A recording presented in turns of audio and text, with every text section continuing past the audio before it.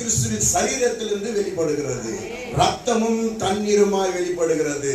அதே போலதான் ஒரு மனுஷனுடைய சரீரம் தண்ணீரினாலே அதிகமாக சூழப்பட்டிருக்கு.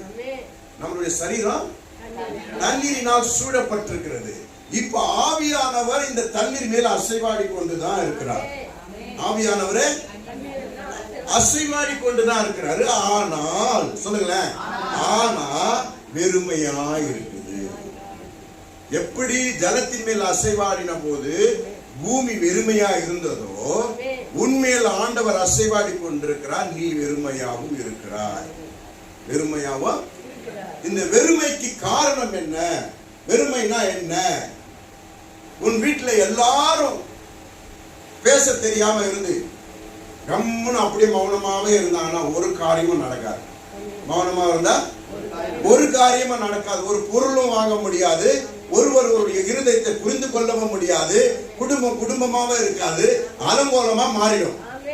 இதற்கு காரணம் என்ன? வெறுமை இல்லாத போகிறதுக்கு காரணம் என்னன்னா பேசுகிறது. சொல்லுங்களேன், பேசுகிறது. பேசுறது நிமித்தம் வெறுமை மறையும்.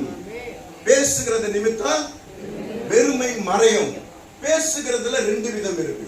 பேசுகிறதுல கனி சாப்பிடுறதுக்கு முன்பாக ஆதாம் ஏவாள் பேசின வார்த்தை எப்படி இருந்ததுன்னா நன்மையா இருந்ததா? எப்படி இருந்ததா? நன்மையா இருந்தது. இப்ப ஆதாம் ஏவாளும் தோட்டத்துல உலாவும் பொழுது ஏதாவது ஒரு செடி வாடி போயிருந்தா உடனே ஆதாம் பக்கத்துல வந்து நீ ஏன் வாடி போனாய், நீ மலரு அப்படின்னு சொன்ன உடனே மலர்ந்து. இதுதான் நன்மையான வார்த்தை.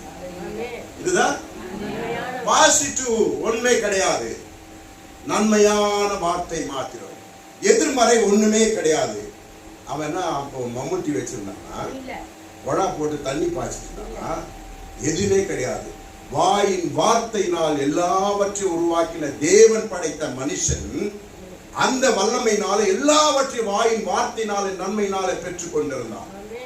இப்போ கனி சாப்பிட்ட உடனே நடக்கும் வார்த்தை இருக்கா? இது நன்மை. இததான் செஞ்சுட்டு இருந்தான் ஆதாம்.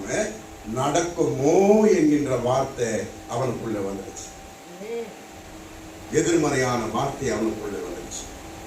நடக்கும் சொல்லுகிறவன் நடக்குமோ அப்படின்னு வந்த உடனே அது என்ன பண்ணுதுன்னா தேவனுக்கு நிகரா யோசிக்க தோணுகிறது. நடக்காம போயிடுச்சுன்னா நான் என்ன செய்ய வேண்டும் அப்படின்னு நான் ஒரு செயல் பண்றேன் பாருங்க, அது தேவனுக்கு நிகராய் மாறுகிறது. அல்லேலூயா. புரிஞ்சது? தேவன்